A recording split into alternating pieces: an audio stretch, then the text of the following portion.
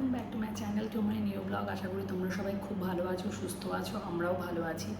তো আজকে তোমাদের সাথে ভাবলাম কিছু টিপস ডেলি লাইফে শেয়ার করি, যেগুলোতে আমি ভীষণ বেনিফিট পেয়েছি। আমি চাই যে আমার বন্ধু যারা আছো, আমার ভিউয়ার্স যারা আছো, তারাও যেন আমার এই টিপসগুলো থেকে তোমাদেরও কিছু হেল্পফুল হয়, তোমরাও কিছু বেনিফিট পাও।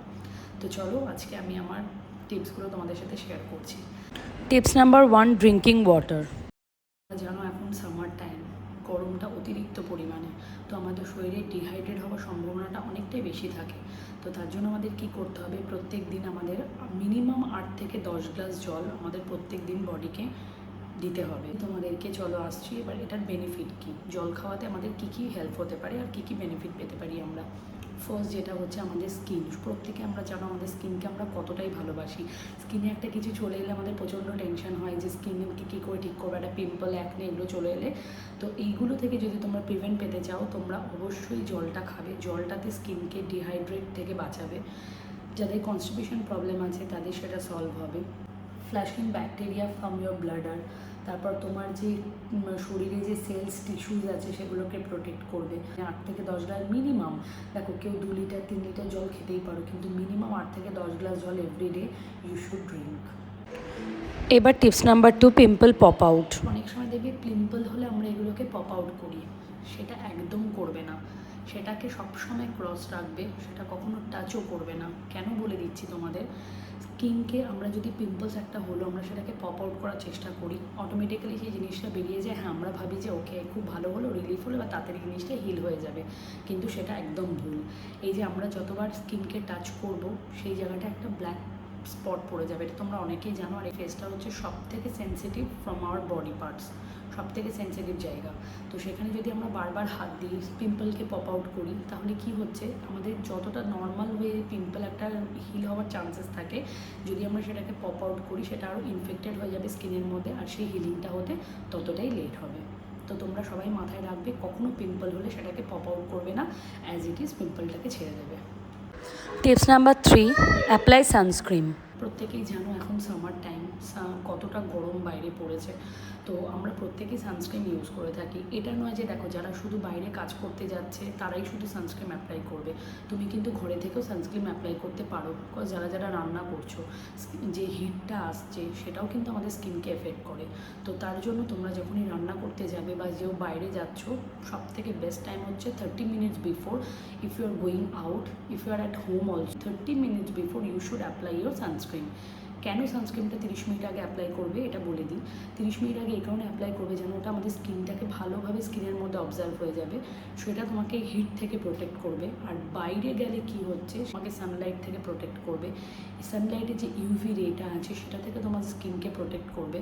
স্কিনের মধ্যে অ্যাকনে প্রবলেম যাদের আছে, স্কিনে মানে অয়েল যাদের প্রবলেম আছে, অয়েলি স্কিন যাদের, এগুলো থেকে তোমাদেরকে অনেকটা এটা হেল্প করবে। তো সবসময় চেষ্টা করবে 365 days you can apply sunscreen if you are at home, if you are going out. Number 4, wash your face daily before bed. Face wash use করলে রাতে তোমরা যখনই করো না কেন, সারাদিনে যদি তোমরা নাও করো কোনো অসুবিধে নেই, কিন্তু before going to bed face wash is must.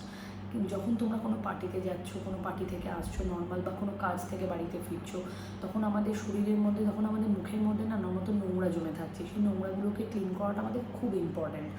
আর এই কারণেই বলছি, কারণ দেখো তোমরা হয়তো পার্টিতে গেলে তো মেকআপ আমরা অবভিয়াসলি করি, তুমি মেকআপ করিই চাই না করি, তুমি বাড়িতে এসে ক্লিনজার, যদি মেকআপ না করে থাকো তাহলে নর্মাল ক্লিনজার দিয়ে ফেসটাকে ক্লিন করে নেবে, আর যদি মেকআপ করে থাকো তাহলে মেকআপ রিমুভার দিয়ে প্রথমে মেকআপটাকে ক্লিন করে নেবে। দেন 2-3 ড্রপ ফেস ওয়াশ নেবে, ভালো করে হাতের মধ্যে ফোমটা তৈরি করবে। ফেস ওয়াশের একটা ফোম, সেটা মুখে লাগিয়ে ফোম তৈরি না করার থেকে তুমি আগে হাতে ফোমটা তৈরি করে নেবে। সেই ফোমটা তৈরি করার পর যখন তুমি ফেসে অ্যাপ্লাই করবে, সেটার বেনিফিটটা ভালো। 20 to 30 সেকেন্ড তোমরা এভাবে স্কিনটাকে ভালো করে রাব করবে উইথ দ্য ফেস ওয়াশ, দেন তোমরা ফেসটাকে ক্লিন করে নেবে। তারপরে তোমরা স্কিনটাকে ভালো করে ড্রাই আউট করে নেবে with a soft tissue or towel, তোমরা ড্রাই আউট করে নিলে। এরপর এটার বেনিফিটটা কেন আমি তোমাদেরকে এগুলো বলছি, এটার বেনিফিটটা হচ্ছে রাতে শুতে যাওয়ার আগে যখন তোমরা ফেস ওয়াশ করবে, তখন এই কারণেই বলছি, তোমরা যখন কোনো টোনার ইউজ করছো, কোনো ময়েশ্চার ইউজ করছো, ঘুমানোর আগে তো প্রত্যেকে ময়েশ্চার ইউজ করো, সেটা উইন্টার টাইম হোক আর সামার টাইম হোক, তোমাদের যে ময়েশ্চারটা ইউজ করছো ওই ময়েশ্চারটা যখন স্কিনের মধ্যে না বেটার ওয়ার্ক করবে, এর মধ্যে অনেকটা ইম্প্রুভমেন্ট আনছে।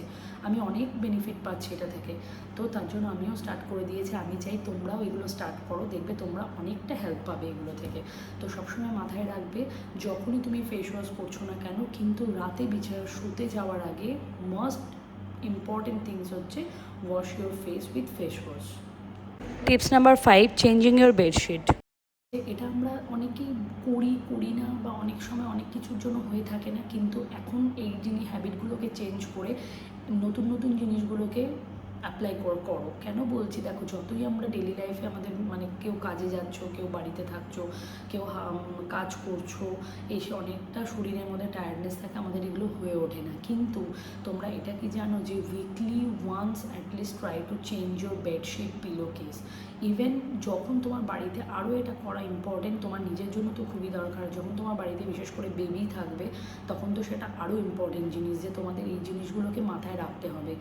যে ব্যাকটেরিয়াগুলো থাকে না, সেগুলো আমরা দেখতে পাই না চোখে, সেই ব্যাকটেরিয়াগুলো ভেতরে পিলো কেস, বেডশিট এগুলোর মধ্যে অলরেডি থাকে। যখন তুমি ঘুমাতে যাচ্ছ, কি ধরো তুমি উইকলি ওয়ান্স চেঞ্জ করছো না, মান্থলি ওয়ান্স হয়তো চেঞ্জ করছো, কি 2 months ওয়ান্স হয়তো তুমি বেডশিট চেঞ্জ করছো, সেটা শরীরের জন্য সব থেকে খারাপ। ওই নোংরাগুলো আমরা চোখে দেখতে পাই না, কিন্তু ওগুলো ডিরেক্ট আমাদের বডির মধ্যে কিন্তু ঢুকে যাচ্ছে। আর বেশিরভাগ যখন হচ্ছে কি, তোমরা যখন রিল্যাক্স দাও, রাতে সবাই আমরা ঘুমাই মাইন্ডটাকে রিল্যাক্স করে, তখন আমাদের পোর্সগুলো কি হয়, ওপেন হয়ে যায়, তখন কি হয়, ব্যাকটেরিয়াগুলো ইজিলি আমাদের স্কিনের মধ্যে ঢুকে যায়, সেটা আমরা কিন্তু দেখতে পারি না। তো তোমরা এটা মাথায় রাখবে যে weekly at least once try to change your bedsheet, pillow case. Tips number 6, do not touch your face. স্কিনে বারবার টাচ করাটা কিন্তু একদমই ভালো নয়। স্কিনের মধ্যে আমাদের হাতে যত রকম ব্যাকটেরিয়া নোংরা থাকে, সেগুলো আমাদের স্কিনের মধ্যে অলরেডি চলে যাচ্ছে। আর যদি আমি এক জায়গায় স্কিনে হাত দিলাম, সেখানকার যে ডার্ট, অয়েল, ব্যাকটেরিয়া, সেগুলো কিন্তু আমার হাতে অলরেডি চলে এলো। আমি যখন সেটা অন্য মুখের স্কিনে আবার অন্য কোনো জায়গাতে অ্যাপ্লাই করবো, সেই ডার্টগুলো কিন্তু আবার ট্রান্সফার হয়ে সেই জায়গাতে পৌঁছে যাবে। তো ওভারঅল মুখটার মধ্যে বারবার তুমি হাত দিতে থাকলে তোমার স্কিনে একটা ব্ল্যাকনেস, একটা স্পট, এরকম কিছু ব্যাপারগুলো দেখবে কন্টিনিউ। খুব যাদের পিম্পলসের প্রবলেম, অ্যাকনে প্রবলেম, এগুলো কিন্তু কোনো দিন সলভ হবে না। তো আমি বারবার বলছি, তোমাদের যাদের এরকম ব্যাড হ্যাবিট আছে, এটা আমারও ছিল, আমিও আস্তে আস্তে এটাকে অনেকটা ইমপ্রুভ করেছি। তোমরাও যাদের এই প্রবলেমগুলো আছে, তোমরা স্কিনে বারবার টাচ করার হ্যাবিটটা ছেড়ে দাও, দেখো তোমরা এগুলো থেকে অনেকটা হেল্প পাবে।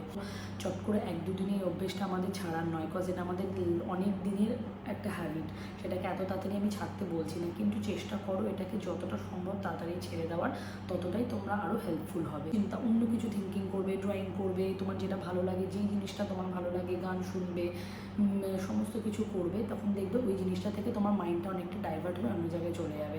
দেখো, যখন আমি কিছুতে বেনিফিট পেয়েছি, তখনই আমি তোমাদের সাথে শেয়ার করি। আমি চাইবো আমার যারা বন্ধু আছো, যারা আমার ভিউয়ার্স আছো, তারা প্রত্যেকে এই জিনিসগুলো অ্যাপ্লাই করো। যারা করে থাকোনি, তারা আজ থেকে শুরু করে দাও। আজকে হয়তো তোমাদের সাথে অনেক বক করলাম, অনেক কিছু শেয়ার করলাম, চেষ্টা করলাম যে ভিডিওটাকে অন্য দিনের তুলনায় একটু আলাদা করার। যদি তোমরা এখান থেকে কেউ কোনো বেনিফিট, কোনো হেল্প পেয়ে থাকো, আমাকে কমেন্ট সেকশানে কমেন্ট করে জানাবে।